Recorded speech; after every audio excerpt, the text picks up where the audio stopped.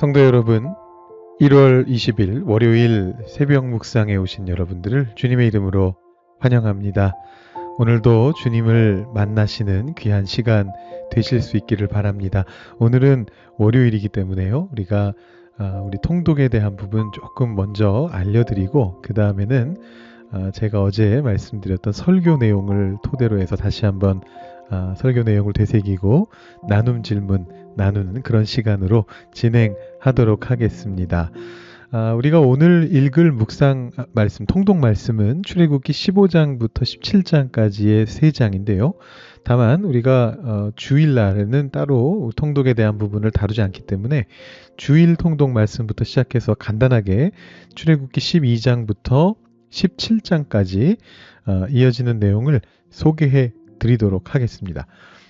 우리 출애굽기 11장까지의 내용이 이제 9번째 재앙까지였습니다. 토요일날 우리가 그 내용을 살펴봤고요. 12장에서는 어떤 내용이 나오느냐 하면 바로 마지막 재앙이 나오는데 사실 이것을 우리가 마지막 재앙이라고 정리한다면 사실 뭐가 중요한지를 놓치게 되는 거죠. 이 출애굽기 12장에서 나오고 있는 마지막 재앙의 핵심은 뭐냐면 그 재앙 자체가 아니라 그 재앙으로부터 이스라엘 백성들은 건지심을 받았던 하나님께서 지나치심으로써 장자를 죽이러 오신 하나님의 사자가 그 앞에 이렇게 문지방에 발라놓은 양의 피를 보면서 그것을 지나가셨던 지나가셨던 것을 기념하는 절기인 유월절에 대해서 이야기하고 있다는 것을 우리가 기억할 필요가 있습니다. 그래서 출애굽기 12장은 스토리적으로 본다면 10번째 재앙에 대한 얘기고, 그러나 더 중요한 신학적인 의미는 유월절이 그렇게 제정되었다라는 것을 우리에게 알려주는 장입니다. 그리고 그 끝에서 결국 바로가 더 이상 강팍해지지 못하고 포기하게 되고 이스라엘 백성들을 내보내게 되죠. 자, 그런데 여기에서 이스라엘 백성들이 나오고 나서 모든 게 끝나는 게 아닙니다. 13장을 보시면 다시 한번 그 유월절에 대한 규례를 하나님께서 제정해 주시는 장면이 나오고 그 다음에 마지막으로 구름 기둥과 불 기둥에 대한 이야기가 나오면서 본격적인 광야 생활이 시작이 됩니다. 그러나 14장에서 바로의 군대가 쫓아오죠. 바로 그 장면에서 여러분 너무나 잘 아시는 여호와께서 너희를 위하여 싸우시리니 너희는 가만히 있을지니라 라고 말하면서 모세가 바다 위로 손을 내미는, 우리 너무 잘 아는 장면이죠. 바로 그 장면이 나오게 됩니다. 그래서 홍해가 갈라지고 그것으로 이스라엘 백성들이 건너갑니다. 자, 여기까지가 14장까지 어제까지의 묵상 내용이었고요. 통독 내용이었고요.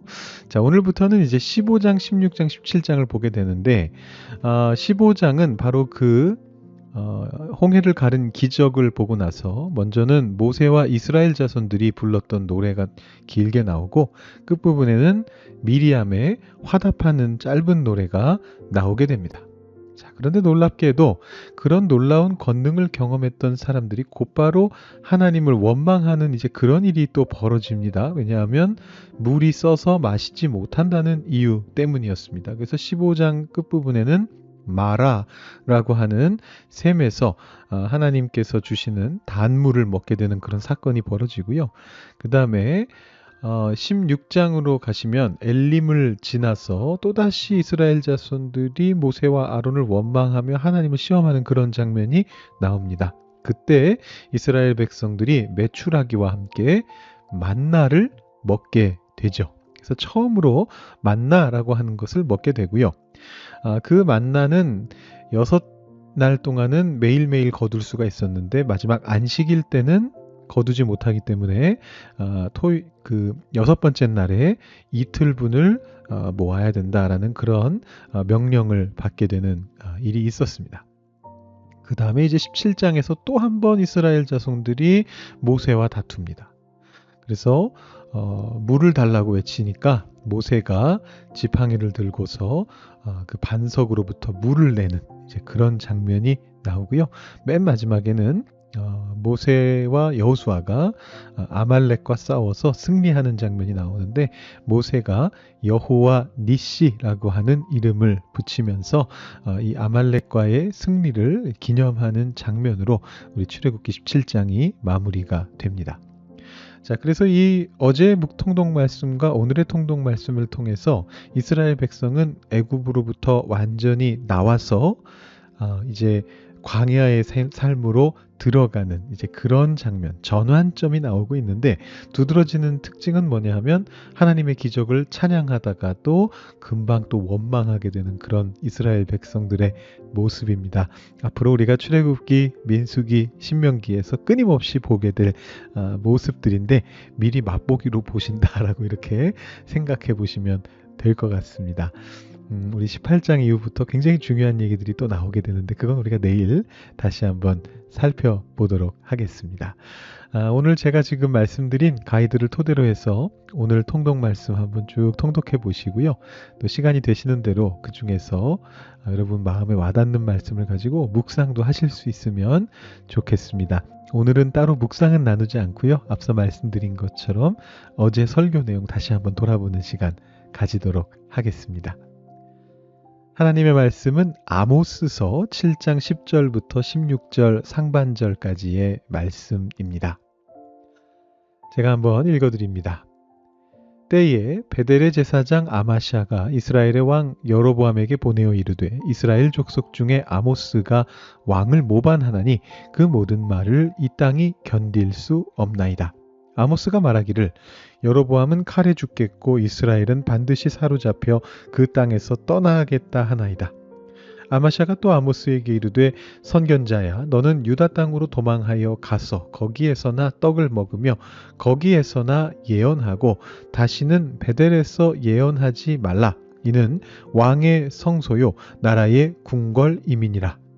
아모스가 아마시아에게 대답하여 이르되 나는 선지자가 아니며 선지자의 아들도 아니라 나는 목자요 뽕나무를 재배하는 자로서 양떼를 따를 때에 여호와께서 나를 데려다가 여호와께서 내게 이르시기를 가서 내 백성 이스라엘에게 예언하라 하셨나니 이제 너는 여호와의 말씀을 들을지니라. 아멘. 우리 어제 했던 이야기는 부르심이 왜 중요한가라는 질문이었습니다.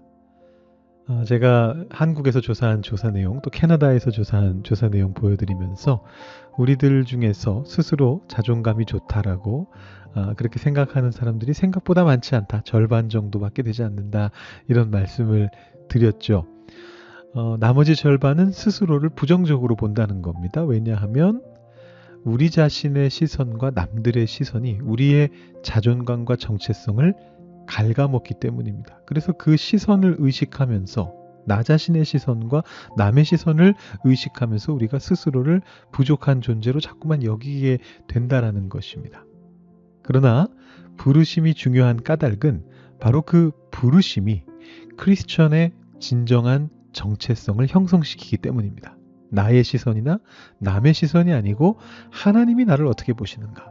하나님의 시선을 통해서 우리가 우리 자신이 어떤 존재인지를 깨닫게 되는데 그것이 바로 하나님의 부름을 받은 자, 부르심을 입은 자라는 정체성입니다. 자, 우리가 이것을 누구를 통해서 발견했었느냐 하면 바로 아모스라고 하는 사람을 통해서 발견했습니다.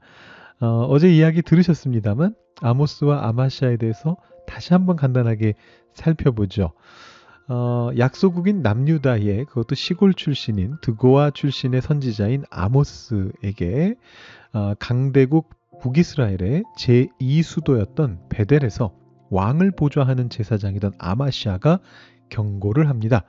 선견자야, 너는 유다 땅으로 도망하여 가서 거기에서나 떡을 먹으며 거기에서나 예언하고 다시는 베델에서 예언하지 말라. 이는 왕의 성소요 나라의 궁궐임이니라.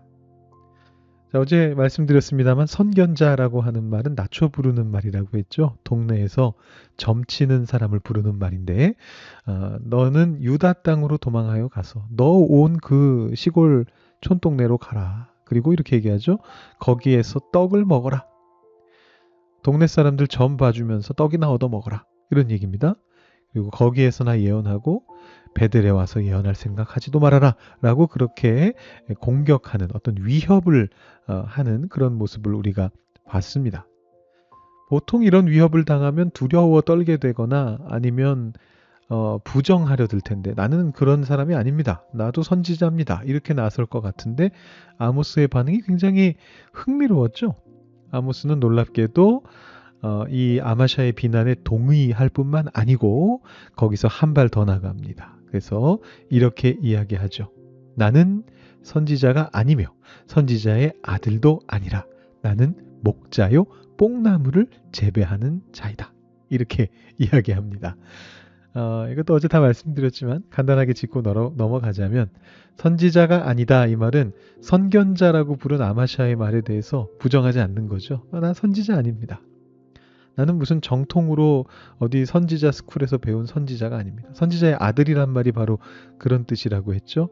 유명한 선지자의 제자.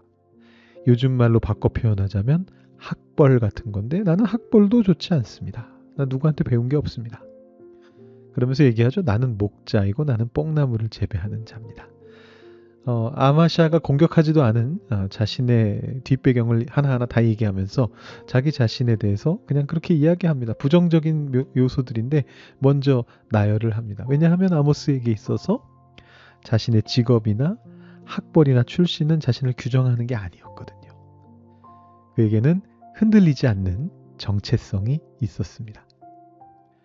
아모스가 가지고 있었던 정체성은 바로 하나님의 부르심을 받았다라는 사실이죠. 여호와께서 나를 데려다가 여호와께서 내게 이르시기를 내 백성 이스라엘에게 예언하라 하셨나니 이제 너는 여호와의 말씀을 들을지니라. 이렇게 말하고 있습니다. 이 하나님의 부르심을 자각했던 아모스는 인생의 어려움이나 관계의 문제나 자존감의 하락에 부딪힌 우리에게 롤모델이 되어줍니다. 어떤 시선 아래에서도 무너지지 않고 흔들리지 않는 하나님의 부르심을 받은 사람으로 살아가실 수 있는 여러분들이 되시면 좋겠습니다. 제가 준비한 나눔 질문 한번 생각해 보시겠습니까? 제가 2가지 나눔 질문 준비했는데요. 첫 번째는 그리스도인으로서 살아가려고 하는 나를 흔드는 풍파가 있다면 그것은 무엇입니까? 그것을 어떻게 이겨내셨습니까? 또 어떻게 이겨가고 계십니까? 라는 그런 질문입니다. 질문에서 보실 수 있듯이 과거의 것도 괜찮고요. 현재의 것도 괜찮습니다. 여러분들을 크리스천이 못되게 만드는 약간 여러분들을 흔들어대는 여러분들의 정체성을 흔들어대는 그런 어떤 위협이나 풍파나 어려운 상황들이 있다면 그게 무엇인지 한번 생각해 보시고 그냥 단지 휘둘리는 것뿐만이 아니라 그걸 어떻게 이겨내고 계신지도 한번 생각해 보시면 좋을 것 같습니다. 이 내용을 가지고 먼저 한 1, 2분 정도 여러분 묵상해 보시고 생각해 보시고요. 제가 2번째 나눈 질문으로 넘어가도록 하겠습니다.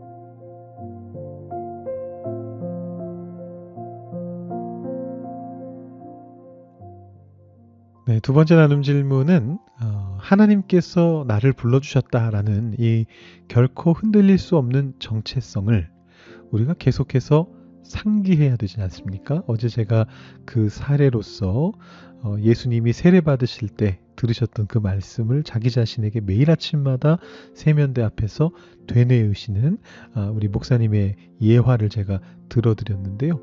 여러분들께서도 무언가 하셔야 됩니다.